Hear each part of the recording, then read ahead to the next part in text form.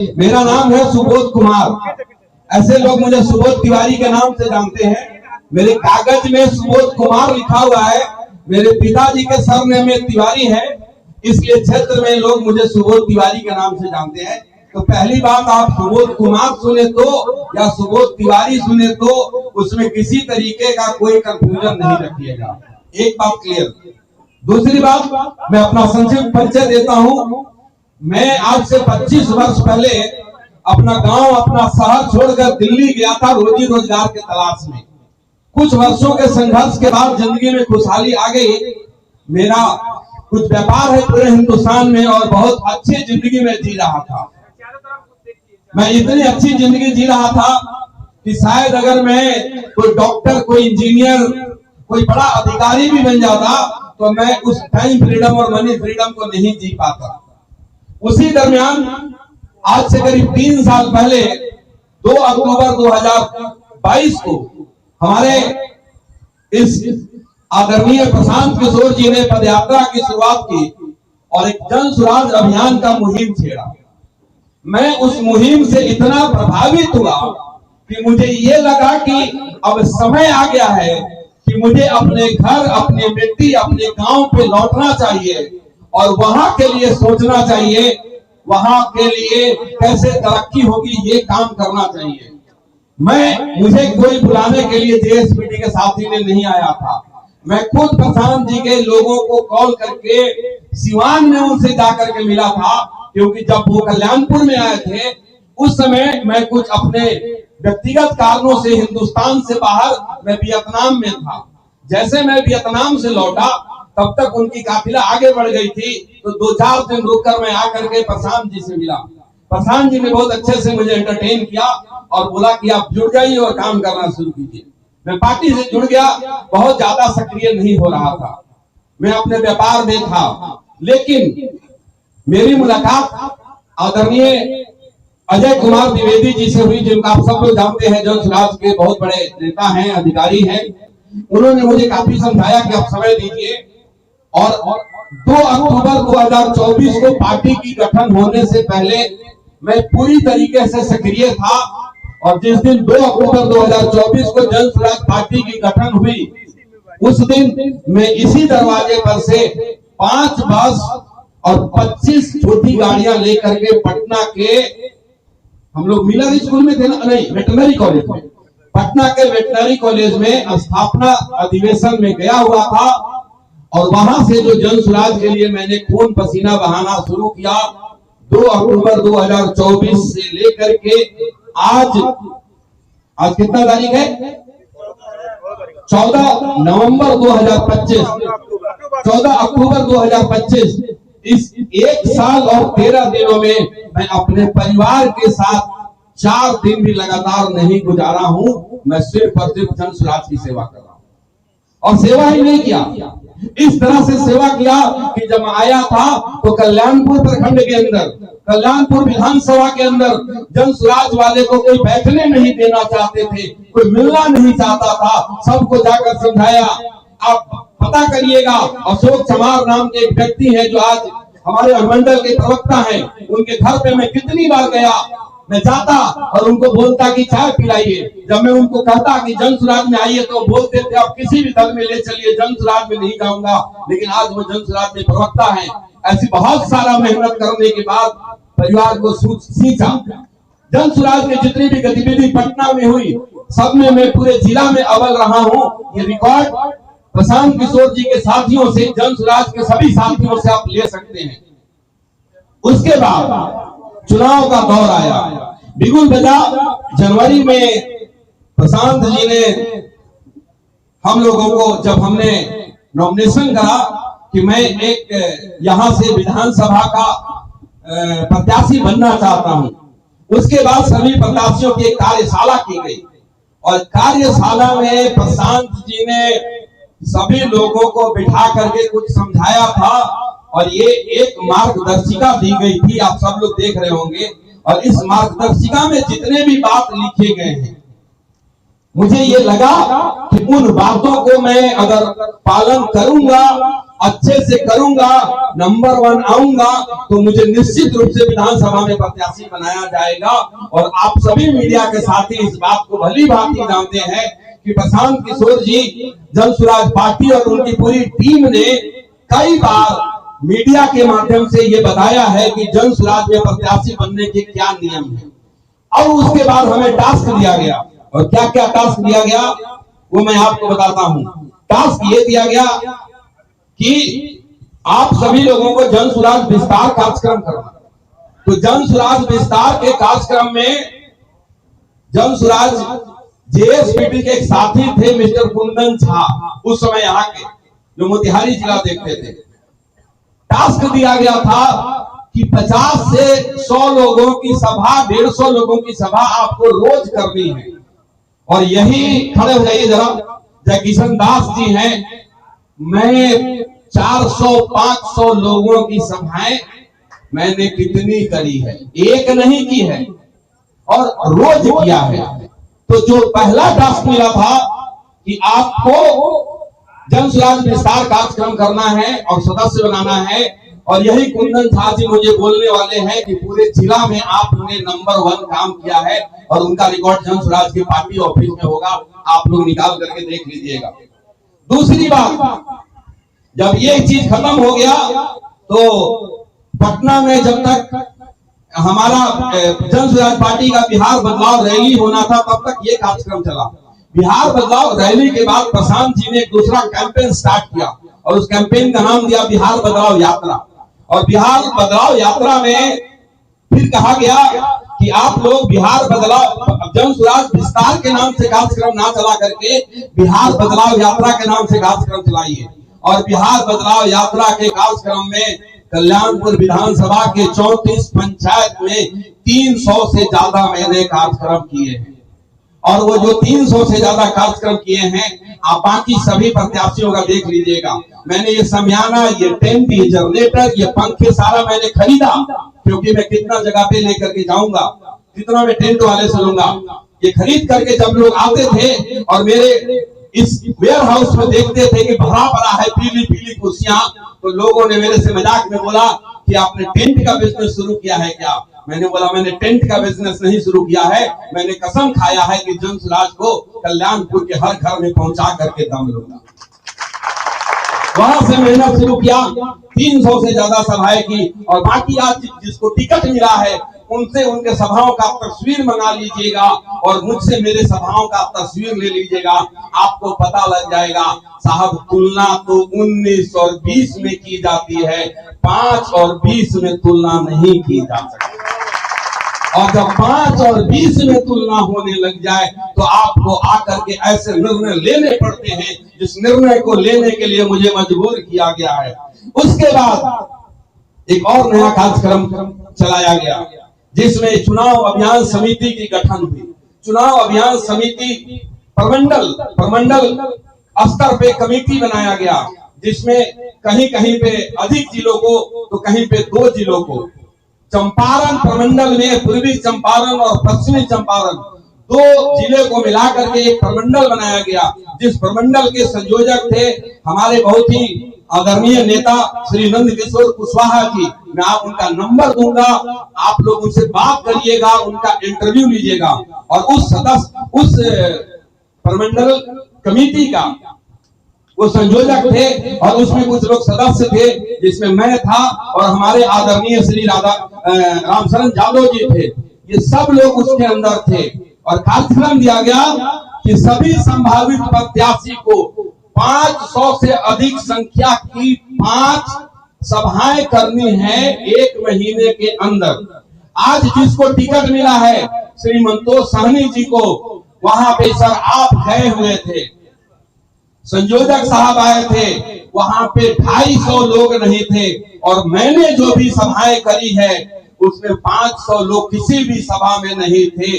जो सबसे खराब सभा रही है हमारी पोखरा में, मणि प्रकाश जी हैं, पोखरा पंचायत में मंतोष जी के गांव में जाकर किया था, सबसे खराब सभा रही। वहां भी 1000 से अधिक लोग थे। पटी कसौली स्कूल में मैंने किया था, 3000 से अधिक लोग थे और उसका गवाह मैं नहीं हूं, हमारे पार्टी के जन स्वराज पार्टी के प्रदेश अध्यक्ष श्री मनोज भारती जी हैं, आप उनसे जाकर पूछ लीजिए। और वो इतने प्रभावित हुए कि वो मेरे घर तक आए और मुझे सौभाग्य दिया, मुझे सेवा करने का मौका दिया, मेरे घर तक आए, मेरे घर का पानी पी कर गए, दूसरा पानी पी करके गए। आप उनसे पूछ सकते हैं। दूसरी बात उसके बाद एक और जो मैंने 5 सभाएं की और 5 सभा में मेरे 2000 से अधिक लोग थे। बांसघाट में मैंने सभा किया था और उसका गवाह कोई और नहीं था, आप उसमें मनीष कश्यप जी आए थे। और आप लोग जाकर के मनीष कश्यप से पूछिएगा कि सुबोध तिवारी के सभा में कितने लोग थे। 4000 से अधिक लोग थे। जहां पे टास्क आपको कितने लोगों का दिया गया, 500 लोगों का टास्क दिया गया, वहां पे मेरे 4000 लोग थे। वहां पे पंकज सिंह जी कहां है? पंकज सिंह खड़े हो जाइए। बांसघाट पंचायत के ये पंचायत अध्यक्ष हैं और वहां पे 4000 से अधिक लोग आए थे। और जो माहौल बना था उसका वीडियो आज भी फेसबुक पे उपलब्ध है, आप पूछिए। मैं जन स्वराज के सभी अधिकारियों से पूछना चाहता हूं कि जब इस टास्क का कोई महत्व नहीं था तो ये टास्क क्यों दिया गया? मेरा प्रश्न ये बनता है या नहीं बनता, आप सभी लोग बताइए, बनता है या नहीं बनता? तो जिसने 5 बड़ी बड़ी सभाएं की है, आप संयोजक से पूछिएगा आदरणीय नंद किशोर कुशवाहा जी से, उन्होंने बोला चंपारण के 21 विधानसभा में किसी ने उतना मेहनत नहीं किया है जितना सुबोध तिवारी ने कल्याणपुर में किया है। और उस सुबोध तिवारी को इस बात पर छांट दिया गया कि तुम भूमिहार जाति से आते हो और भूमिहार से एक बीजेपी का कोई उम्मीदवार लड़ रहा है तो आप नहीं लड़ सकते, क्योंकि लड़िएगा तो वो हार जाएगा। यही बात है। आपने उसको टिकट दिया जो 5000 वोट लेगा, आरजेडी का वोट लेगा, और आप बीजेपी के जिताने का काम करेंगे। दुनिया कहती थी कि बीजेपी के लिए काम कर रहे हैं, मेरा दिल नहीं मानता था। लेकिन कल जब चुनाव में लोगों की जब टिकटों का बंटवारा हुआ तो जब मैंने कैंडिडेट को चेहरा उठा करके देखा था, मुझे समझ में आया कि शायद इसी काम के लिए किया जा रहा है। कल्याणपुर में 2 भूमिहार को नहीं लड़ाया जा सकता, कल्याणपुर में 2 भूमिहार को नहीं लड़ाया जा सकता, ये उनका कहना था, मुझसे कहा है आदरणीय प्रशांत जी ने। लेकिन हरसिद्धि विधानसभा में आरजेडी से कोई राम जी हैं, क्या नाम है उनका? राजेंद्र राम जी। तो वहां पे आपने दूसरा राम जी को टिकट कैसे दे दिया? अवधेश राम जी को इसलिए दिया कि अवधेश राम जी राजेंद्र राम जी का वोट काट ले और वहां से भाजपा का कैंडिडेट कृष्णनंदन पासवान चुनाव जीत जाए। आपने देखिए, आपने बोला कि एक जाति के 2 प्रत्याशी को कैसे लड़ाएं। सुनिए सभी लोग सुनिए। ढाका में बनिया समुदाय से पवन जायसवाल जी हैं, तो आपने डॉक्टर एलबी प्रसाद को टिकट कैसे दिया? ये जवाब आपको देना पड़ेगा। आपने लोगों को बोला आप मेहनत करिए, प्रशांत जी ने बोला था इन सभाओं के आधार पे आपका मूल्यांकन किया जाएगा। वो कहां है मूल्यांकन की कॉपी?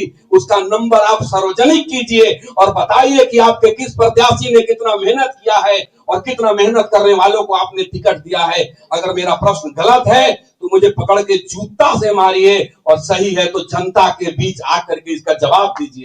ये मैं आप लोगों के माध्यम से पूछता हूं। अगला मुद्दा सुनिएगा। प्रशांत जी ने कहा था बिहार बदलाव रैली करना जिसमें पदयात्रा करेंगे।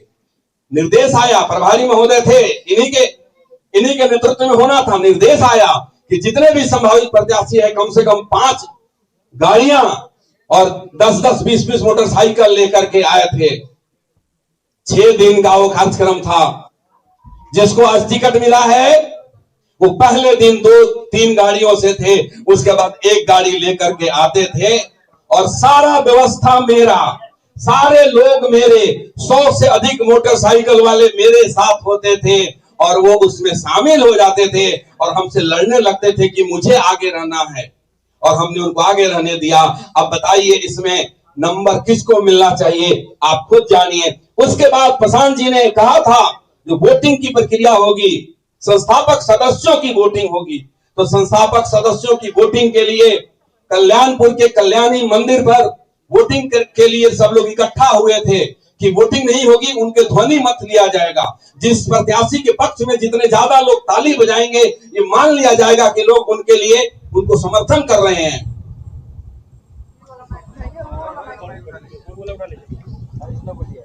हेलो हेलो, तो लोगों को मान लिया जाएगा। जब यहाँ पे मैं गया अपने 500 साथियों के साथ, तो वहां एक भी व्यक्ति नहीं था उस सभा में, और वहां ना हमारे अध्यक्ष महोदय थे जिला के, ना हमारे महासचिव थे, कोई नहीं था। मैं 1-1.5 घंटा लोगों को रोक करके रखा। मैं मंच पे बैठ के गिन रहा था। जब ये मंतोष साहनी जी आए तो उनके साथ 21 लोग आए थे, वो मैंने गिनती किया था मंच पे बैठ करके। और जो हमारे पर्यवेक्षक थे आदरणीय वीर प्रसाद महतो जी, उनसे जाकर के पूछिएगा कि किसके कितने लोग थे। और जब हम तीनों को मौका दिया गया बोलने का, चारों को, अनिल कुशवाहा जी को, ठाकुर अविनाश सुमन को, मंतोष साहनी को और सुबोध तिवारी को, तो किसके बात पे कितनी तालियां बजी थी, वो वीडियो होगी तो आपको समझ में आ जाएगा किसके लिए लोग चाहते थे और किसके लिए लोग नहीं चाहते। उसके बाद सुनिए, उसके बाद एक और बात आप लोग सुनिए, मैं आपको बताता हूँ। उसके बाद वीर प्रसाद महतो जी खड़े हुए और बोले कि कुछ वॉलंटियर खड़े हो जाए। तो जैसे उन्होंने पूछना शुरू किया कि कैंडिडेट किसको बनाना चाहेंगे, एक आदमी से बोला सुबोध तिवारी, दूसरे से बोला सुबोध तिवारी। तो जैसे ही 2 लोगों ने सुबोध तिवारी का नाम दिया, तो जिला का महासचिव जो रिश्वत मांगता है, पप्पू मिश्रा, जिसने संजय मेहता को कहा था कि सुबोध तिवारी को बोलिए पैसे हम लोगों को दे, उनके पक्ष में लिख करके दूंगा, उस पप्पू मिश्रा ने मंच पर आकर के बोला कि बंद कीजिए, ये काम मत करवाइए। और मेरे लोगों को बोलने नहीं दिया गया। मैं आश्वस्त था कि हर काम में मैं अव्वल रहा हूं, और नंबर के आधार पर टिकट नहीं दिया गया। मैं प्रशांत जी से पूछना चाहता हूं कि हमेशा मैं आपसे प्रभावित इसलिए रहा कि आपने चाल चरित्र और चेहरा, क्या बोलते हैं, की बात करते हैं, तो चाल चरित्र की बात करने वाले आदरणीय प्रशांत जी, आपसे मैं कहना चाहता हूं कि केसरिया विधानसभा से आपने उसको टिकट दिया जिसके ऊपर 28 के मुकदमा चल रहा है। कल्याणपुर से आपने उसको टिकट दिया जिसके ऊपर पत्नी की हत्या का आरोप है। ये मैं नहीं जानता कि वो हत्या किसने किया था या ये सुसाइड था, वो पुलिस का काम है। ताली जिसको बजाना है ठीक से बजाइए तो मजा है। ये छानबीन करना पुलिस का काम है, लेकिन मुझे ये मालूम है कि महीनों जेल में रहने के बाद जिसका जमानत हुआ था, आप उसको अपना प्रत्याशी बनाते हैं और चाल चरित्र और चेहरा का बात करते हैं। आज नंदकिशोर कुशवाहा जी का मेरे पास फोन आया था, इतना मेहनती लोग हैं, और वहां से दागी और गुंडे किस्म के, अपराधी किस्म के व्यक्ति को, कोई चौधरी हैं, यादव बिरादरी से आते हैं, उनको टिकट दिया गया है।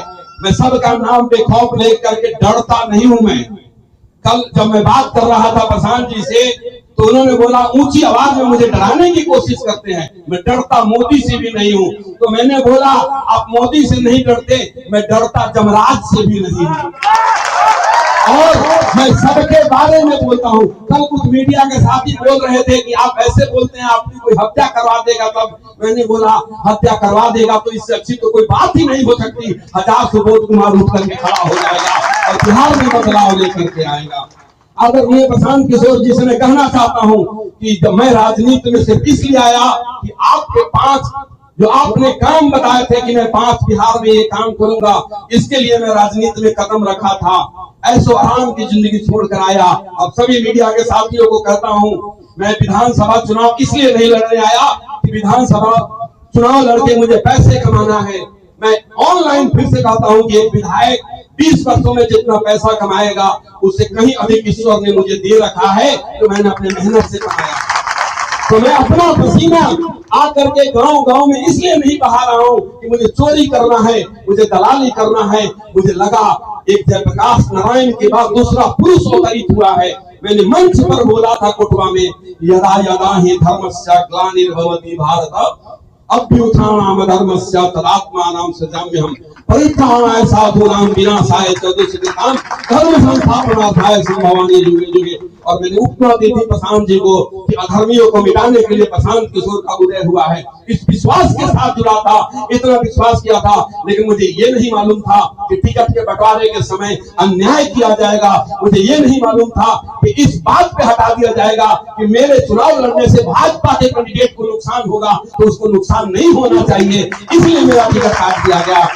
अब रही बात अंत में, यहाँ पे मैंने कल फेसबुक लाइव के माध्यम से बोला था कि मेरे सारे समर्थक आएंगे, उनके बीच में पूछूंगा आगे का निर्णय क्या लेना है। आप लोग कैमरा मेरे तरफ से जरा उनकी तरफ घुमा दीजिए एक बार, सभी के सभी लोग। और मैं आप सभी लोगों से पूछता हूँ, एक सुर में आप जवाब दीजिएगा कि अगर आप कहते हैं कि चुनाव लड़ना चाहिए तो हम लोग आगे लड़ेंगे, आप कहते हैं नहीं लड़ना चाहिए तो नहीं लड़ेंगे। क्या हमें निर्दलीय चुनाव लड़ना चाहिए?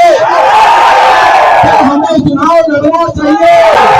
क्या हम यहाँ से दुनिया को बता दें हमारी ताकत क्या है? बता दें। तो चलिए सभी सारे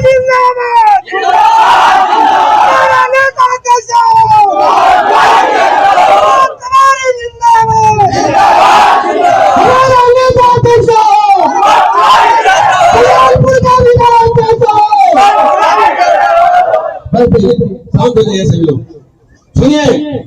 आज से कुछ दिन पहले मेरे पास पटना से किसी का फोन आया,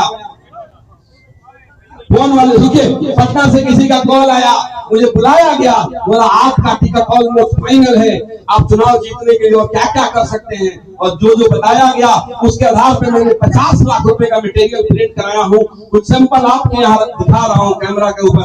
ये क्या है? चाबी रिंग, 50,000 चाबी रिंग मैंने बनवाए हैं। ये क्या है? पेन, 1 लाख मैंने पेन बनवाए हैं। ये क्या है? 50,000 मैंने कॉपी बनवाए हैं। ये क्या है?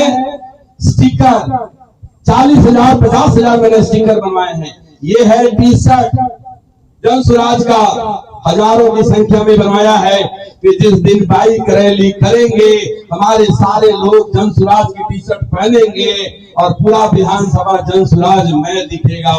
लेकिन मुझे क्या पता था ये कौन सा खेल होने वाला है पीछे से।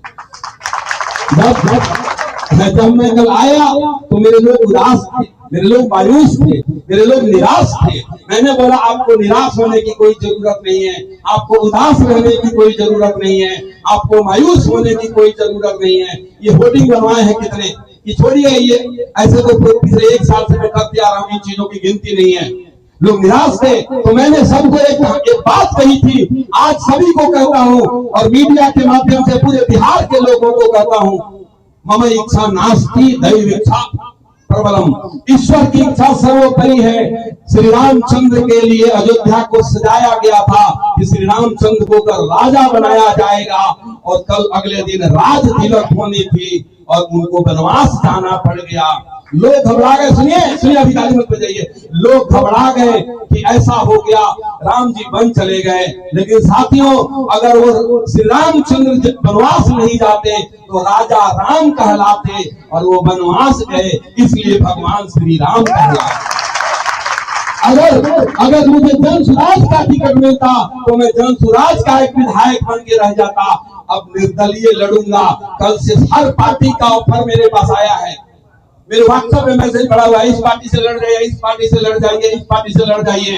तो मैंने बोला नहीं लड़ूंगा। आज से मेरी जिंदगी का एक ही इरादा है, लक्ष्य है कि कल्याणपुर की जनता का कल्याण कैसे होगा, उसके लिए मैं अपना बुद्धि, अपना संसाधन, अपना क्षमता लगाऊंगा। और ये निर्णय हुआ है कि निर्दलीय से चुनाव लड़ूंगा और जीतूंगा। और सुनिए, और उस विधानसभा में हुंकार भरूंगा। जब हुंकार भरूंगा तो आपको अपने नेता पे, अपने बेटा पे, अपने प्रतिनिधि पे गर्व होगा। ये मैं आपसे वादा करता हूँ।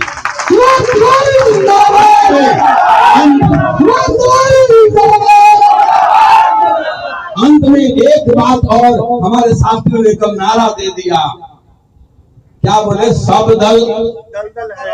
दल में दलदल है और सबसे अच्छा निर्दल है। तो बिगुल बज चुकी है, कमान कसे जा चुके हैं।